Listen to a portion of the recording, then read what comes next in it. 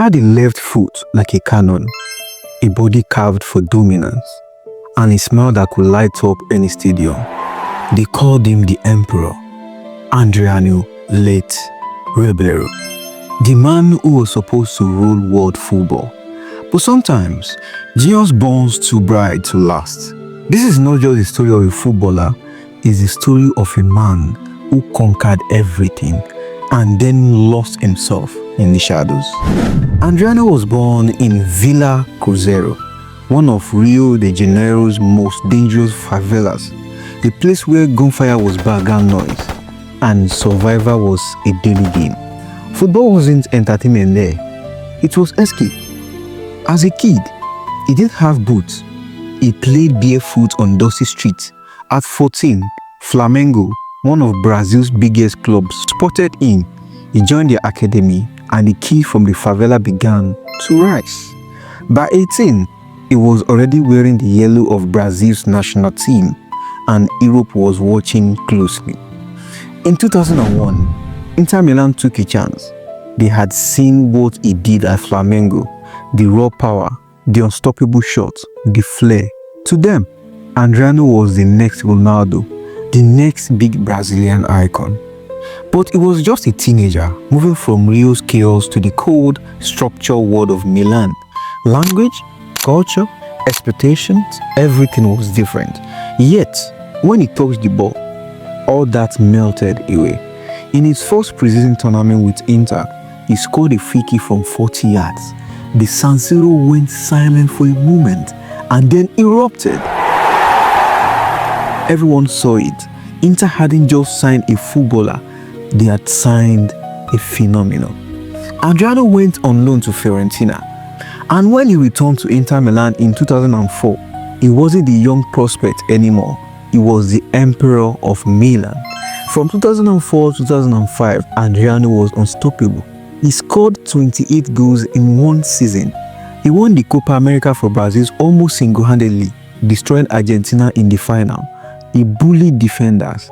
He made goalkeepers look helpless. There was power. There was space. There was that smile. A man at the top of the world. Inter fans worshipped him. He was larger than life. In Italy, in Brazil, everywhere. But no one knew what was about to happen behind the scenes. In 2004, during his rise at Inter, Adriano received a call from Brazil. His father, Adriano Leite Ribeiro, had passed away.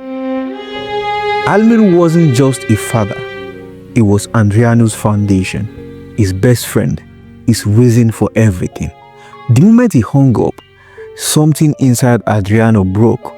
He once said, "After that, my love for football was never the same." And slowly, the Emperor began to crumble. Inter Milan tried everything to help him. The club gave him time off, private doctors, even therapists. But Adriano's grief became his shadow. He started missing training. He turned to alcohol, not for pleasure, but to forget. He once admitted, "I started drinking heavily. I only felt happy when I was drunk. But then, I wake up and it was all worse." The tabloids turned cruel. They called him lazy.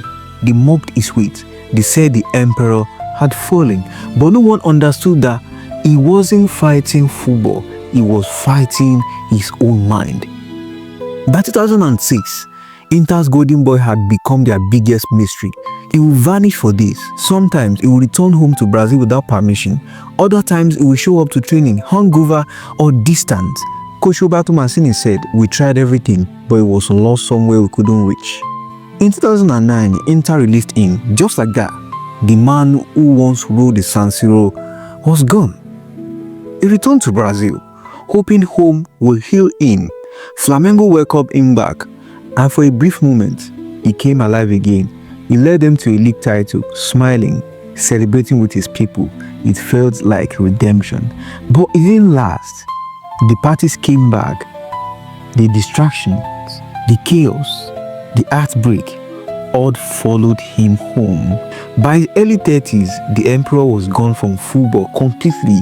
No farewell match, no tears from fans, just silence. He moved back to the favela, not as a superstar, but as a man searching for peace.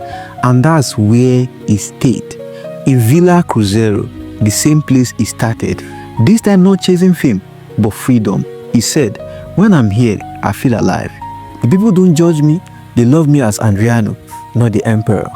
Looking back, Adriano's story isn't just tragedy, it's humanity. We often forget that behind every footballer's name on a shirt is a human being with fears, trauma, and emotions. Adriano wasn't weak, he was human. He lost his ankle, and the world kept expecting him to carry an empire alone. Even legends like Ronaldo Nazario and Zanetti still defend him.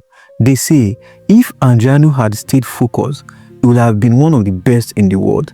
And they are right, because when Adriano was on the pitch, he wasn't playing, he was erupting. It was raw energy, emotions, and joy all at once.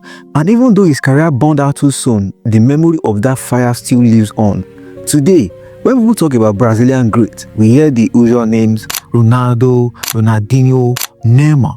But the real ones, the ones who remember the roar of the San Siro in 2005, the blast of that left foot, and the sight of a smiling giant in blue and black, they remember Adriano. He didn't just score goals, he made stadium feel. Every shot, every run, every celebration carried both joy and pain. His story is a reminder that greatness isn't always measured in trophies. Sometimes it is measured in how deeply you made people feel something. Adriano was not just a footballer, he was a symbol of Brazil's soul, passion, brilliance, imperfection, and heartbreak all in one. The emperor may have lost his empire, but he will forever be remembered as football's forgotten genius. If you remember Adriano, you remember the chaos, the joy, the heartbreak. Drop a comment. What's your favorite memory of the emperor? And if you believe this story, his story deserves to be told to the world, hit that like button, share this video, and subscribe for more Untold football stories. Because this was the rise and fall of Adriano, the man who had the world at his feet, but a heart too heavy to carry it. Shush!